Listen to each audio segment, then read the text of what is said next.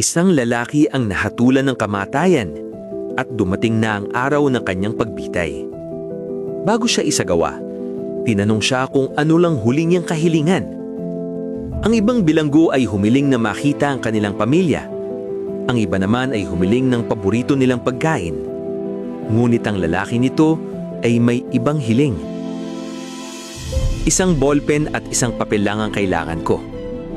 Nagulat ang mga gwardya, ngunit ibinigay pa rin nila ito. May isinulat siya, tiniklop ang papel, at ibinigay sa isang opisyal.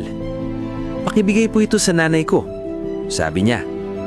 Pagkatapos noon, siya ay binitay. Makalipas ang ilang araw, dumating ang liham sa kanyang ina. Binasa ito ng babae at agad siyang bumagsak sa sahig. Nang dumating ang pulis para mag-imbestiga, nakita nila ang sulat sa tabi ng kanyang katawan. Ganito ang laman ng liham. "Ina, kung patas lamang ang hustisya, hindi lang ako ang dapat maparusahan. Kasama ka sana rito. Naalala mo ba noong ninakaw ko ang bisikleta ng isang bata at imbis na itama ako, tinulungan mo pa akong itago ito? O noong kumuha ako ng pera sa kapitbahay at sinamahan mo pa akong gastusin iyon?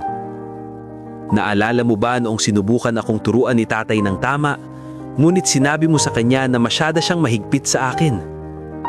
Bata lang ako noon. Kailangan ko ng limitasyon, hindi ng suporta sa paggawa ng mali. Ngayon, binabayaran ko ang lahat ng nagawa ko, pero pinapatawad kita.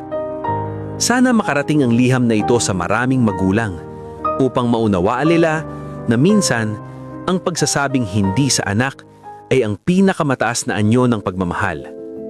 Salamat sa pagbibigay mo sa akin ng buhay at sa pagtulong mo ring mawala ito. Ang iyong hinatulang anak." Pagkatapos basahin ng liham, naging emosyonal ang mga pulis. Patay na ang anak at ang ina ay hindi na kinaya ang sakit. Natapos ang lahat, hindi dahil sa kapalaran, hindi dahil sa malas, kundi dahil napalitan ng bulag na pagmamahal ang disiplina at napalitan ng katahimikan ang tamang pagdidisiplina. Aral ng kwento. Huwag palakihin ang mga magulang na palaging ipinagtatanggol kahit mali. Kapag ipinagtatanggol ng magulang ang bawat pagkakamali sa halip na ituwid, hindi natututo ang bata ng pagkakaiba ng tama at mali. Ang mga maliliit na pagkakamali kapag pinabayaan ay unti-unting lumalaki at nagiging seryosong problema.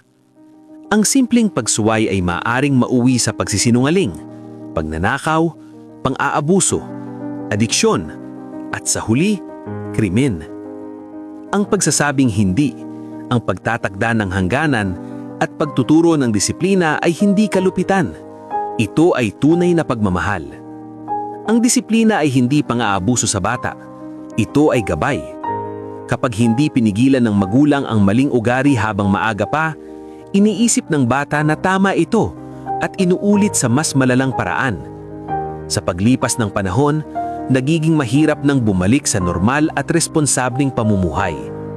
Huwag palayawin ng mga magulang hanggang sa makalimutan nila ang moralidad at responsibilidad. Ang pangunahing tungkulin ng magulang ay hindi magbigay ng marangyang buhay, kundi maghubog ng matibay na pagkatao. Ang pagtutuwid sa mga bata ngayon ay proteksyon sa kanilang kinabukasan bukas.